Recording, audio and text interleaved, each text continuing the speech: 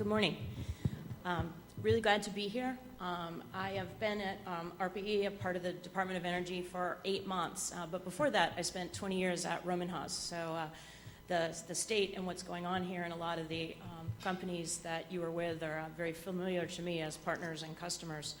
And so there's only two takeaways that I want to leave you with today, because I want to cut this a little bit short to get a little bit back on schedule. But the two takeaways for me that I'd like to leave with you are that there is a very, very interesting new model being tested in energy with this effort at the Department of Energy, 3 years old, that's going across all areas of energy. And that in order for it to succeed, ultimately, it needs all of you.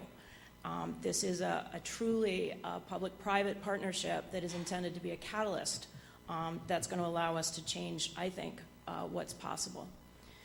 ARPA has a mission that's, you could drive a truck through, right? Enhance the economic and energy security of the United States and take the U.S. To a leadership position in both development and deployment of energy technology. And so if you think about energy, our modern energy system is roughly 100 years old. A lot of infrastructure, many of it not reinvented since Tesla. And so when we think about doing this is a very long task. So our horizon is pretty far out in front of us when we think about lead and moving things forward. But it's something we must do. We could talk about a variety of things. We have already this morning the water energy nexus that needs to be dealt with, the aging infrastructure of the grid. We're already a couple years past the average lifetime, the billions of dollars that need to go into infrastructure. There's a lot of burning platforms out there that we could use, but also the idea of transforming what's possible, right? What else could we do if we could really move some of these ideas forward? And that's very much ARPA-E's focus, is to think about what's possible. ARPA-E was envisioned as part of the Gathering Storm Report, the National Academies. It was founded right after that under the Bush administration, but not funded until the Recovery Act. The first money came in the Recovery Act. We've since had 2 years as a line item budget. We've put about $500 million to work so far, about 180 projects. So you can see roughly $3 to $4 million a project. And that's how we think about things, is moving something forward in 3 to 4 years of work that could be transformative. And we work in areas that are both open and focused. When we came in and had to move Recovery Act money, we went out and ran an open funding opportunity. We had 4,000 applications. And the first thing we did was say, well, are we chasing down the existing learning curve? And immediately those went in the pile of interesting idea, but not for us. Because what we're trying to do, what our position in the energy space is to create new learning curves, is to step out, reframe a problem, and get beyond the existing learning curve and say, if this works, not will it work, if it works, will it matter? And that's the space that we try to operate in, is to get, in a case of transportation, beyond subsidy level. So the transformation needs to be significant enough that there's no subsidy necessary. Can we get beyond the existing distribution transformers could be reduced in size and weight by a factor of 1,000, right? Really big transformative things. As we look at what we funded in our first funding opportunity, again, it was wide open. A lot of different things came out, some of which in biomass and energy, solar fuels, energy storage, energy efficiency, water, vehicle technologies. After we funded this first original set of projects, we've run 11 focused programs. And you see these go basically into, not surprisingly, 3 buckets. Transportation, both liquid fuels as well as electric vehicles and batteries. Energy efficiency, if we think about air conditioning, one of the most inefficient things we do, right? We dehumidify with energy, and then we warm the air back up usually to the temperature that we won't freeze in the building. And so can we change those curves so we actually ride a much more efficient curve for energy efficiency? And then the whole question about stationary power, everything from grid scale storage to the software and the hardware that would allow you to make the grid programmable, just like we can route the web. We don't route the grid today, right? If things start to happen, often it's human intervention and taking a chance for someone to, right? We took Pennsylvania off the grid when we started having the outage on the East Coast a number of years ago. We also have a project looking at critical world problems like the rare earth problem. Many of our permanent magnets have rare earth components. And so can you get magnetic properties with actually non-rare earth components to them? Again, revolutionizing what's possible. They're not easy tasks, but if you could do them, they would certainly matter. I thought about, how do we think about things when we run projects? We're really trying to create a virtuous circle. Our program directors, just like at DARPA, come in and pick a program area. So they decide we're going to work on battery technologies for vehicles that have 2 times the performance and 1/3 the cost. So you could truly have an electric vehicle battery powered vehicle running at the same cost or less cost than the gas-powered counterpart. You set that program up. We don't care about the answers. We don't pick a chemistry. So if somebody has lithium-ion ideas, it's been a path that's been run quite a bit, but lithium air, fluoride ion batteries, we would pick a number of solutions and let them all compete against the metrics that we've set. Along the way, some of those approaches will fail. The chemistry won't go as we thought it might. The physics won't work as they thought it might. So we stop those projects and actually put the money into things that look like they're working. But the successful projects then need to go from ARPA-E to somewhere else. And that's where the knowledge and the relationships come in. And that's why it takes an ecosystem, to the point the speaker from KPMG just made. Government has a role to play, I think, in research, but it's an early stage, a catalyst role. In order for these things to get to market, we need the people with the channels to the market to take them forward. And so as things are handed off in our program areas, companies like yourselves may choose to take a technology and partner with a small company, license in a technology, or run a project with ARPA-E yourselves. But they need to go somewhere next. And as this starts to move, you get a flywheel effect. People start to feed back, yes, this technology works, now we can do air conditioning better, we can do a higher efficiency vehicle battery, and you start to get a real flywheel effect. And that's where we think the power of this is.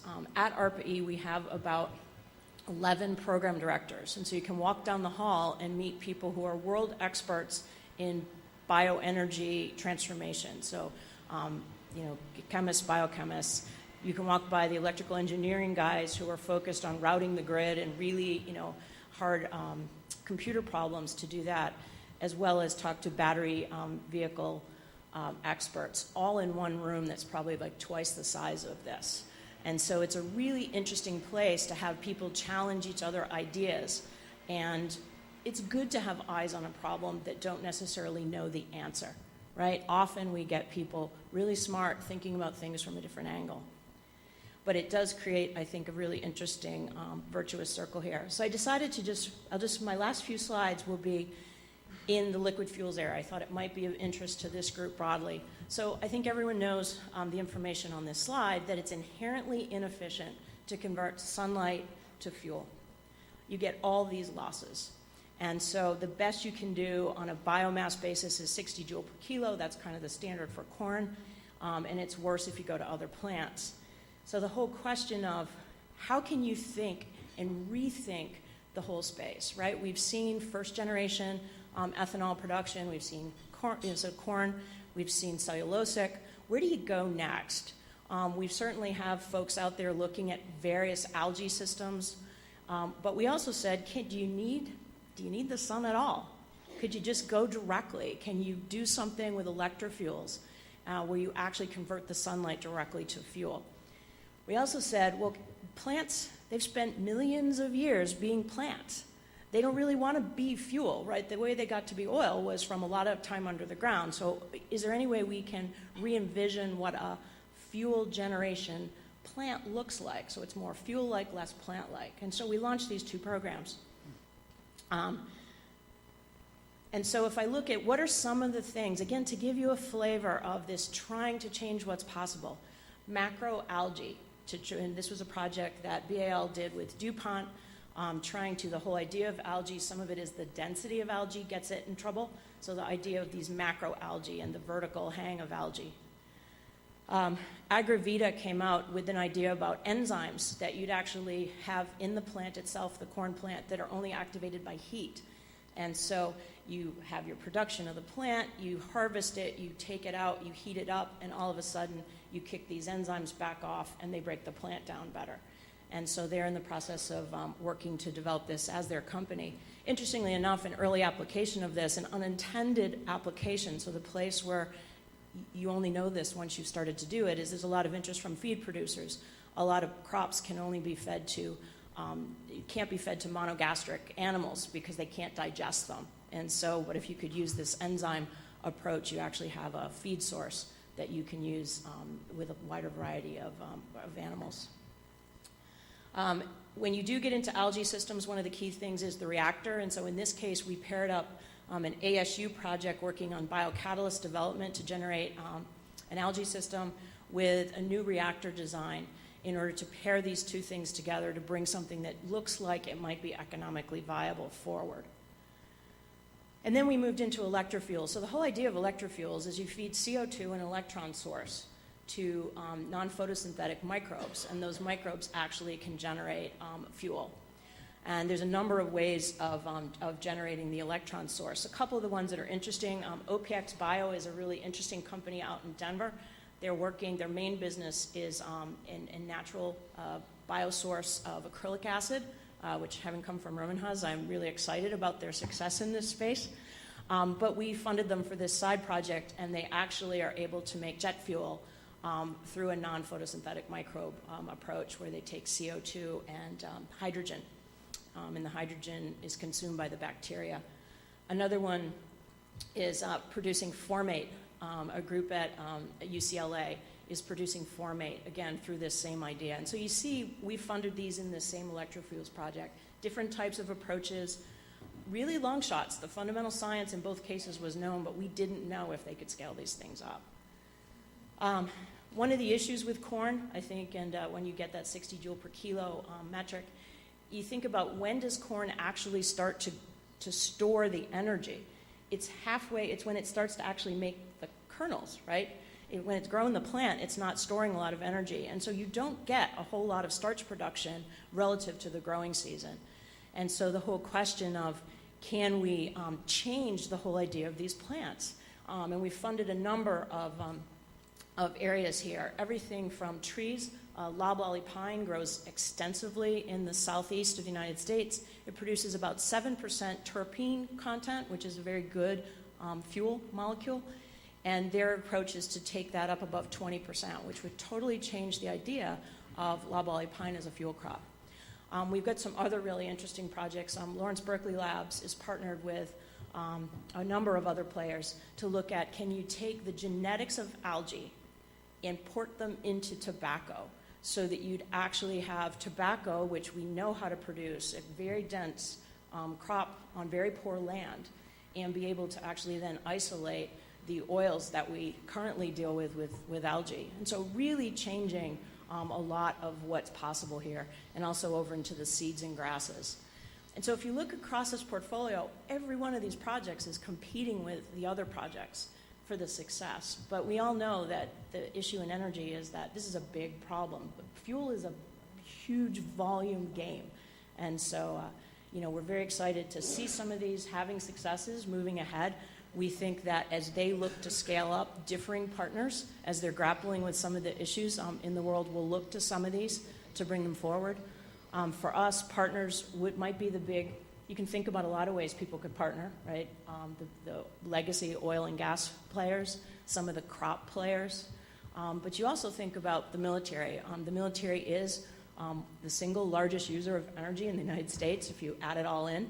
And they've been a very significant player in looking at alternatives because of the security issues they deal with. And so when they look at isolated bases and things